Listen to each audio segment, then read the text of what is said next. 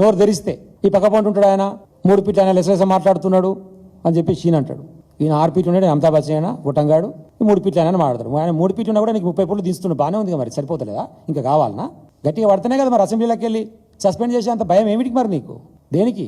ప్రజా ఉద్యమాల్లో పనిచేసి, విప్లవోద్యమాల్లో పనిచేసి, తెలంగాణ ఉద్యమాల్లో పనిచేసి 10 సంవత్సరాలు ఉమ్మడి నల్గొండ జిల్లాను అభివృద్ధి పదంలో ముందుకు తీసుకుపోయి నికార్సైన మగపిని కలిగినటువంటి తెలంగాణ బిడ్డగా తెలంగాణ ఉద్యమంలో ఉన్నటువంటి జగదీష్ రెడ్డిని పట్టుకొని నీ ఇష్టం వచ్చిన మాట అయిపోయింది. ఇక లేదంటే కేటీఆర్ గారికి ఒక నోటీస్ ఇస్తా, మళ్ళీ ఇప్పుడు స్థానిక సంస్థల ఎన్నికలు వస్తున్నాయి కాబట్టి మళ్ళీ డైవర్షన్ పాలిటిక్స్ చేస్తా, మళ్ళీ పిలిపిస్తా, లేదంటే హరీష్ రావు గారి మీద చవాకులు వెళ్తా, లేదంటే కేసీఆర్ గారి గురించి ఉరిదీయాలి. కేసీఆర్ ఏందిరా, ఎవరిని ఉరిదీయాలి? నిన్ను కదరా ఉరిదీయాల్సింది.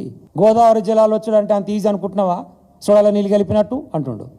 మరి మేము తీసుకొచ్చినాం కదా, 5 సంవత్సరాలు ఇచ్చినాం కదా, మరి అంటే అంత కష్టమైన దాన్ని మేము చేసినా నువ్వు ఒప్పుకుంటున్నట్టే కదా. వాస్తవమే మరి, గోదావరి జలాలు తీసుకొచ్చి చాలా కష్టం. ఓటుకు నోటు కేసుకు సూట్ కేసు మోసినంత కష్టం, చాలా కష్టం ఉంటుంది తీసుకురావాలంటే గోదావరి జలాలు. ఇంకో మంచి మాట చెప్పింది నిన్న, ఎక్కడ పోయినా సరే మా జిల్లాల ఎస్ఐలు సిఐలు అంతా నల్గొండలో కనబడతారు, ఇక్కడ బాగుంటారు, డిఎస్పీలతో సహా పోలీస్ డిపార్ట్మెంట్ నల్గొండలో బాగుంటారు అని చెప్తుండు. 100% వాస్తవం.